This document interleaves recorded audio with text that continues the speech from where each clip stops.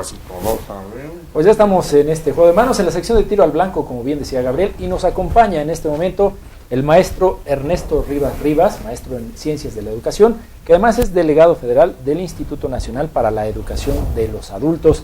Delegado, maestro, ¿cómo estás? Bienvenido, qué gusto que nos Muy buenas tardes, muchísimas gracias, quiero agradecerles muy puntualmente por esta oportunidad que nos dan de poder tratar temas sociales, como ya es costumbre en este maravilloso canal. Agradecerles la oportunidad que nos dan. Muchas gracias. Pues de entrada, nos hemos quedado mucho tiempo con la idea de que el INEA se ha dedicado con un resultado óptimo a abatir el analfabetismo en este país, particularmente te toca el caso Estado de México, el más poblado. ¿Cómo estamos? ¿Sigue siendo el analfabetismo el gran problema que contiene el desarrollo de un grupo importante de la sociedad?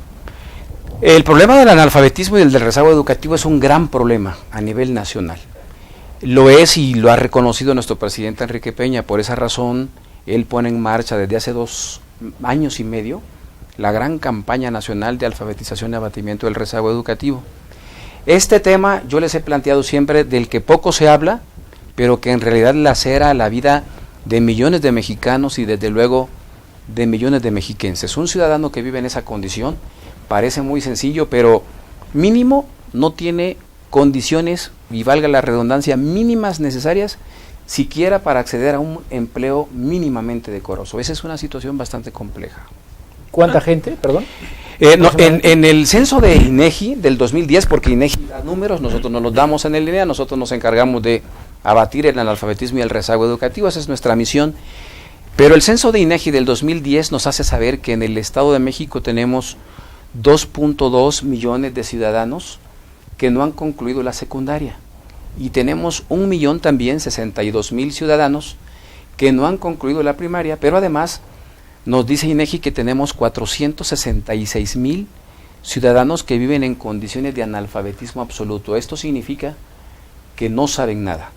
Esos son los datos, pero habrá que aclarar también que nuestro estado tiene una población, de acuerdo a datos de la CONAPO, del Consejo Nacional de Población de hace 2 años, nos hace saber también que en el Estado de México ya somos 16.6 millones de habitantes. Es decir, contrastado esta cantidad de habitantes que ya somos en el Estado de México con el rezago educativo, diríamos que el problema en nuestro estado no es tan complejo como en otros. Tenemos estados, ¿verdad?, como Chiapas, como Oaxaca, que tienen menor población, pero que tienen más rezago educativo y más analfabetismo que nosotros, ¿verdad? A pesar de que nosotros padecemos de una situación que ustedes saben es compleja. Nosotros en nuestro estado recibimos a más de 1,000 ciudadanos del diario provenientes de otros estados que vienen a quedarse aquí. Estos ciudadanos, desde luego, como ustedes saben, se alojan, se hospedan en municipios urbanos fundamentalmente. Por esa razón no es casual que ahora el analfabetismo y el rezago educativo se dé justamente en 10 municipios urbanos del estado. Esa es la realidad. Estos son los números para contextualizarnos. Ahora, ¿qué tanto le hemos bajado? Pues sí, le hemos bajado considerablemente. Yo no quisiera dar datos en porcentajes, porque no debiese ser yo quien lo dé para que sea más creíble. Aquí lo más importante es que lo dé INEGI y además que lo den las otras autoridades como es Coneval, ¿no?, que siempre está evaluando. Lo que sí quisiera decir es que hemos trabajado intensamente en el Estado de México para batirlo, y el secreto ha sido que, a diferencia del pasado, ya estamos coordinados con el gobierno del Estado, y esto hay que decirlo. El gobierno del Estado tiene una Dirección General de Educación Media Básica que atiende específicamente al tema de los adultos también, ¿verdad? Entonces ahí nos coordinamos, pero la estrategia fundamental ha sido vincularnos con los sectores culturales, religiosos, políticos, deportivos, estudiantiles, juveniles, etcétera, etcétera. Maestro, sin embargo, a final de cuentas, estamos evolucionando, estamos en un mundo que constantemente tiene una evolución, países, globalización, tecnología, idiomas, muchas cosas, y antes el parámetro, cuando uno se refería precisamente a este tipo de evaluaciones, decía, es gente que no sabe leer ni escribir, ¿no? Uh-huh. Pero pues ahora con los nuevos parámetros, ¿a quién se le puede denominar un analfabeta, no? Tomando en cuenta que ahora tenemos celulares inteligentes, computadoras avanzadas. ¿Verdaderamente estamos avanzando en el problema? El argumento es muy interesante, el que hace usted. Es decir, aquí tendríamos que plantear dos cosas, diría yo. La primera es que diferenciáramos el analfabetismo. Me estoy refiriendo al analfabetismo, si ustedes me permiten el término mío, y es mío el concepto, es decir, para diferenciarlo estaríamos hablando del analfabetismo tradicional, el que refiere a ciudadanos que no saben leer y escribir y que no saben nada. Pero ciudadanos, mayores de 18? No, nosotros, el INEA atiende a ciudadanos de 15 años en adelante. 15, sí. Okay. Yo les he comentado que el INEA tiene su propia paradoja, es decir, la gente afuera, cuando escucha el nombre del Instituto Nacional para la Educación de los Adultos, de inmediato establecemos paradigma y pensamos que el INEA atiende a adultos mayores, y la verdad es que no. 30, 50 años, 60. Sí, 70, claro, 50. sí, así es, y no es así, Oscar. En realidad, lo que sucede es que el INEA tiene como propósito atender a todo ciudadano de 15 años en adelante que no haya concluido la primaria, que no haya concluido la secundaria y que además es analfabeto. ¿Por qué razón?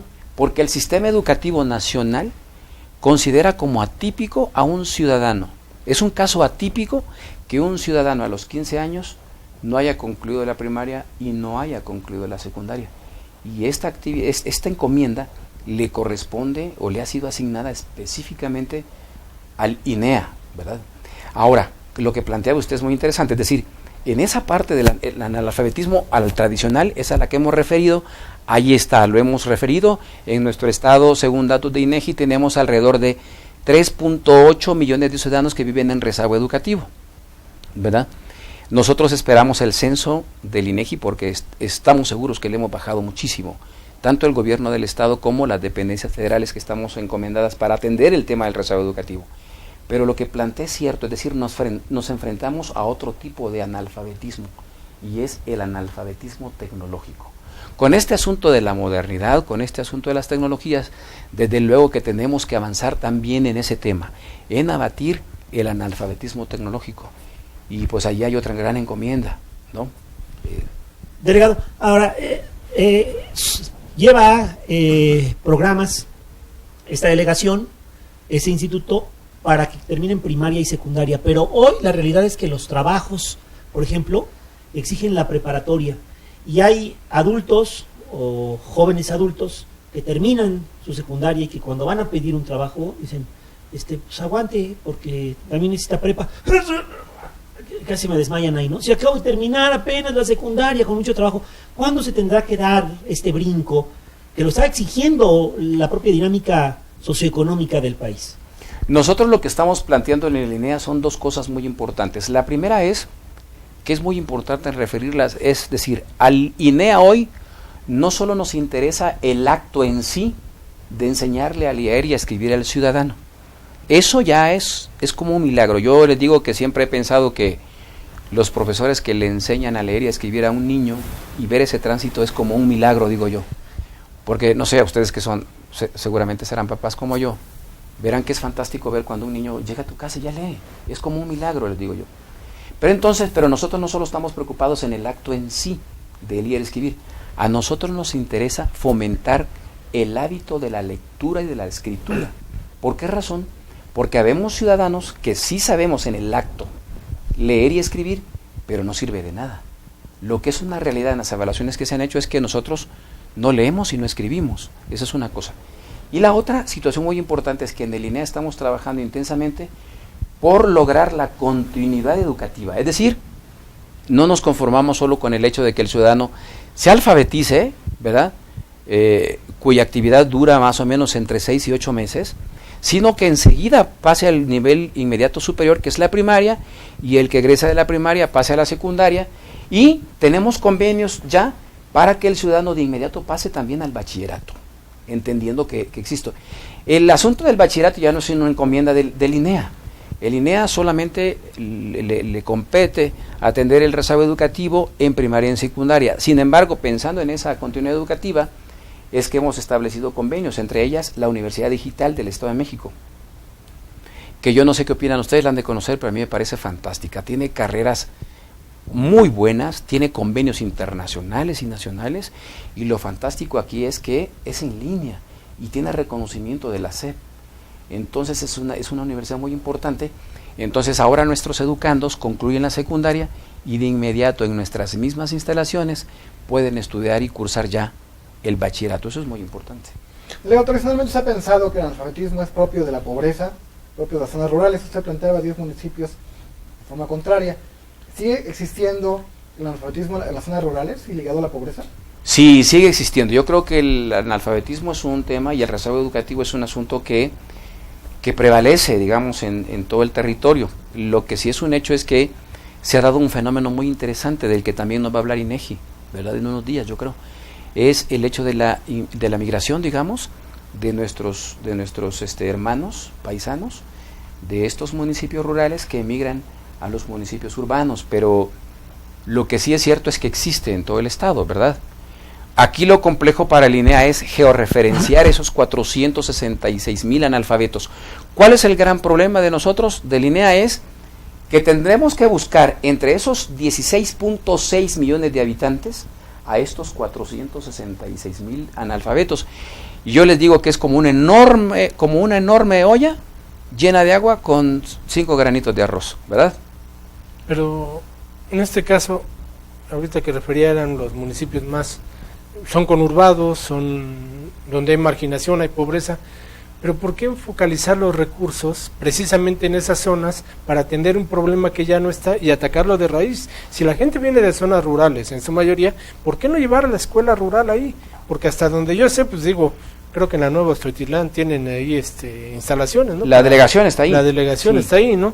O sea, ¿en dónde están capacitando a la gente? ¿En dónde le están dando la educación para aprender a leer? Porque no van precisamente al campo antes de que lleguen acá, se convierta en un problema de marginación, de pobreza, de no encontrar fuente laboral, muchas cosas de ese tipo, ¿no? Bueno, 2 cosas importantes. La primera es que nosotros hoy estamos dando cobertura, se llama. Es decir, estamos procurando llevar la educación hasta el cerro, al barrio, a la colonia, etcétera, al mercado, en donde sea. Ustedes saben que el INEA, a diferencia del sistema escolarizado que conocemos, trabaja de diferente manera. Nosotros no tenemos escuelas, nosotros no trabajamos así. ¿Por qué razón? Porque es bien importante referir que el adulto, entiéndase de 15 años para arriba, ya tiene un contexto de vida, es decir, son casados, tienen familia, empleo, claro que sí, señor. Horas diarias, ¿no? Claro que sí. Entonces aquí nosotros en el INEA lo que hemos procurado es romper el paradigma respecto a la forma de atenderlos. Es decir, lo diría de esta manera y no quisiera que se malinterpretara, y lo decimos en el buen sentido: el INEA tiene que trabajar para el adulto cuando él quiera, como quiera, en donde quiera y cuando lo quiera. Es decir, tenemos que acercar el servicio educativo allá donde están ellos. El adulto puede en las noches. No podemos tener un horario burocrático en el INEA, ¿verdad? De 9 a 3 y me voy. Aquí es al revés. Y hemos tratado de cambiar el paradigma respecto de todo el personal que nos ayuda, de todas las figuras que nos ayudan en el INEA, porque el adulto puede los fines de semana, los domingos, en las tardes, después de haber ido a misa, por ejemplo, etcétera, ¿no? Entonces priorizan otras cosas, pero al final nos dejan un tiempo, y eso es lo que hacemos en el INEA. Y entonces estamos dando cobertura, pero también estamos alfabetizando en el campo y en la ciudad. Nosotros tenemos cobertura en todo el estado. Eso es bien importante. Muy bien. ¿Algo más que quieren agregar, compañeros? Porque se nos Pues acabó el tiempo. yo creo que las vías de contacto para la gente que esté interesada en ser alfabetizador, en sumarse a este esquema, y también para la gente que quizá conozca a alguien que vive en esa condición, ya sea de rezago educativo o de analfabetismo, porque yo creo que es como quitarse una venda de los ojos, aprender a leer, ¿no? Claro, es eso. Yo les digo que una persona que vive así es como si viviera en la oscuridad. Es importante, yo por eso a la vez que no quiero dejar pasar y hacer énfasis en el hecho de que ustedes, porque siempre lo hemos encontrado, nos den la oportunidad de hablar de estos temas, del que poco se conoce afuera, pero que ya planteamos. Lacera la vida de millones de mexicanos y de mexiquenses, y el tema de la educación es un tema que no debemos dejar de lado, tenemos que hacer énfasis ahí. Por esa razón yo quisiera aprovechar para invitarlos, y termino con lo siguiente. Este fin de semana, Oscar, nos acaban de dar nuevamente la oportunidad.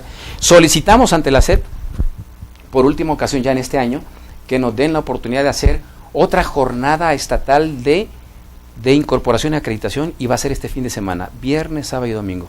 Todos los ciudadanos que no han tenido acceso a certificar y a comprobar que saben, lo pueden hacer en este fin de semana. Tendremos más de 450 sedes en todo el estado. No, hay que aprovechar. ¿Y en dónde pueden tener más información?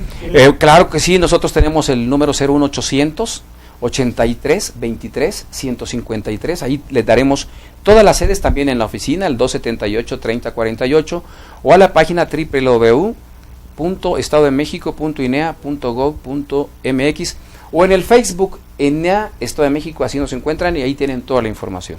Muy bien, Perfecto. pues le damos muchísimas gracias. Muchísimas gracias, Oscar, muchas gracias a todos ustedes por darnos la oportunidad. Muchas gracias. Muy bien, a todos. gracias, delegado. Amigo. Pues amigos, tenemos que ir a la publicidad. Antes, sugerirles que nos visiten en Facebook, en Juego de Manos TV. Ahí hay un material muy interesante que hacemos adicional a lo que ustedes ven en sus pantallas a través de Megacable, para que vean el a bote pronto, unas preguntas rápidas y respuestas igual, para que vean un nuevo concepto también de información ahí en Cocina Económica, hablando de temas financieros mientras platicamos y cocinamos. Entonces estamos haciendo muchas cosas para ustedes. Vamos con Elvira, que nos tiene más información, a la publicidad y regresamos.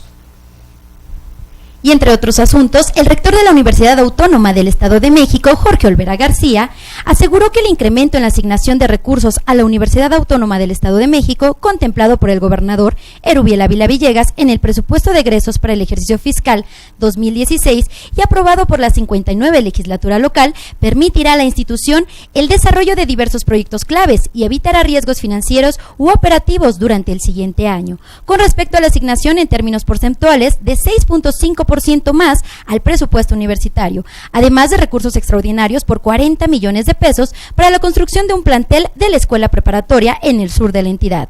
El rector refirió que frente a las necesidades de la educación superior nunca habrá recursos suficientes y reconoció las gestiones del jefe del Ejecutivo mexiquense. Ahora sí, nos vamos a ir a un corte y volvemos para saber cómo termina este juego de manos.